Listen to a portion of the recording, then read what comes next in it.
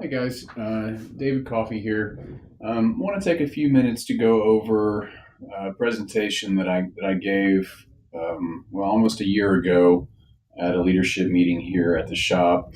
Bear with me if you were there and have already sat through this. I'd like for you to give a little bit of focus to it and just kind of revisit the concepts that we came up with that day for panel demolition. Um, We've had a recent incident at Weatherford during panel demo in which a CT circuit was cut. So this is going to kind of dovetail with the CT safety presentation that Peter did that you guys are probably watching at the same time. So anyway, let's get right into it. The problem we want to address is the tendency to neglect the demo portion of the job. And beyond just neglect of the demo, because I think in the last year we've really started to put more emphasis on the demo portion, but really just there's a tendency still to perform work without the necessary prints, and sometimes to perform work under false assumptions based on the meters and the different equipment that we may be using. So I want to emphasize a couple of different ways to mitigate the hazards associated with demo work. The number one mitigation is going to be a different process, and the number two is going to be using a different meter, which I hope all of you guys are in possession of now. And if you're not, we sure will be able to get you one soon. So I want to look back to a task that we were involved in when I first created this presentation a year ago. And it's going to be similar to the outage we experienced at Weatherford a couple weeks ago. This one was at Elk City. So just to kind of go over a brief overview of what we were doing. Looking at the one line here, you can see that we were replacing the relaying for the Hobart line, and the above grade contractor, who was AEP in this case, was replacing wave traps, CCVTs, as well as control cable to breaker 1317A. So the outage boundaries, the clearance boundaries for this work were switch 1318, switch 1310, and line switch on the remote end. So I'll give you just a sec to look over the one line, find switch 1318 there just to the bottom left, switch 1310, center right, and then the remote end of the Hobart line, not on the print, but you get the idea. So with that in mind, let's go through a typical process that we do on pretty much every job where we're the P&C contractor and an above grade contractor, or some of our above grade crews are performing the physical work. So we are going to isolate the line CCVTs for safe demolition. Step one on this one, check out the red boxed areas here. We want to check for the absence of voltage on one of these external cables. I want to emphasize one cable at a time. So in this case, we could start with this cable to the left, landing on the left set of three-phase knife switches. So we'll verify the absence of voltage there. And then we're going to lift the wires of just the one cable. So I realize this might be a little bit less efficient than going through and lifting every cable in a terminal cabinet or a panel after you verify they're dead. But that's okay. The reason I want to do this is because we're not going to lose track of the circuits and the cables we're working on this way. So we're going to lift just the one cable. And then the important step there is, after lifting that cable, you're going to identify what cable number it is.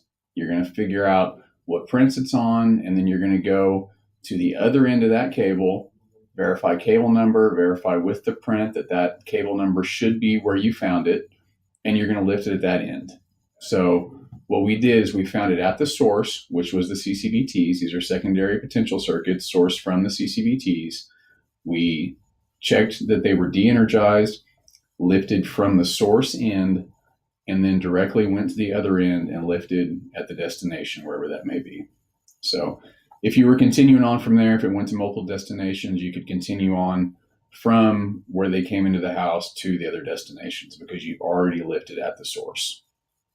So after you do that, you'd come back, go to the other winding, this cable on the right, you'd lift that and go through the same procedure. So again, the principle here is you're going to the source first, you're lifting one cable at a time, and then you're going to the destination and lifting the same cable in that sequence and repeat.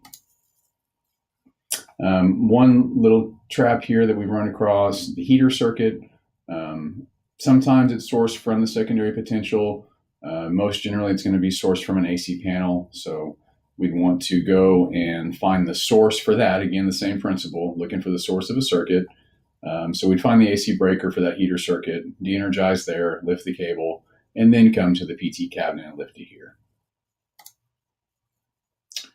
So the second part of our demo procedure, we've made the CCVT safe. So now we want to do a demo on the relay line panel. And in both cases, Elk City, which is a situation, as well as Weatherford Wind Farm that just happened recently, it was during this procedure that we got into trouble. So I want to point out one note here on the demo notes. Existing equipment and cables to be demolished except as noted. So there's one small note over here, but for the most part, everything else is showed to be demoed. So how would you proceed in this? One typical approach that I've seen guys go with is a geographical approach. So basically you approach a panel. If you're doing things, if you're at least doing one thing right, you're going to check for voltage and current on each wire, and then you're going to go and start lifting wires one at a time, probably starting in the upper left, going down, and then repeating on the right side of the panel. So that's one way to do it. That is not the correct way to do it. We do not want to proceed with panel demo in a geographic approach. This is what happened at Elk City, and this is what caused us to cut and energize CT. This is not the way that the crew was performing the demo procedure at Weatherford, but I just want to emphasize that this is not how we want to proceed with a panel demo. I want to look at the meter here. So I'm sure everyone recognizes this meter. This is the one that's typically been included in the termination kits in the past. The problem with this meter, one, it's got an open jaw, so a wire can slip out.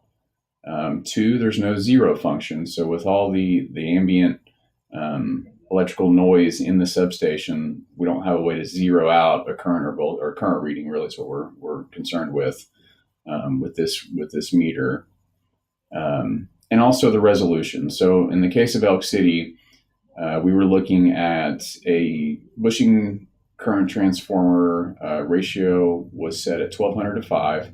And we were looking at a really low primary current of about 45 amps. So we were looking at a secondary current of about 0.18 amps.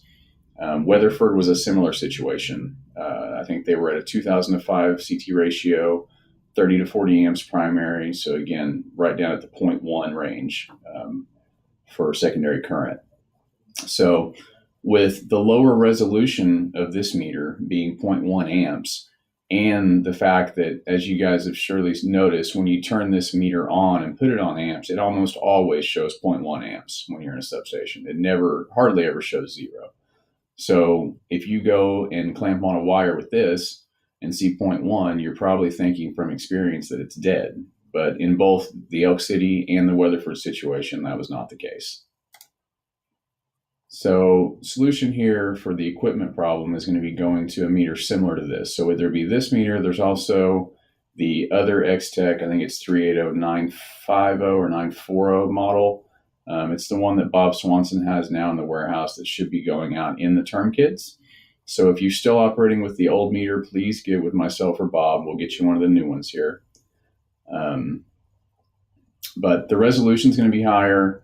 It's got a zero function. So we want to go with this one. Recording's about to end on this one. I'm going to go ahead and wrap this up, and then we'll have a part 2 recording to go into the process mitigation. So we'll see you back in a sec.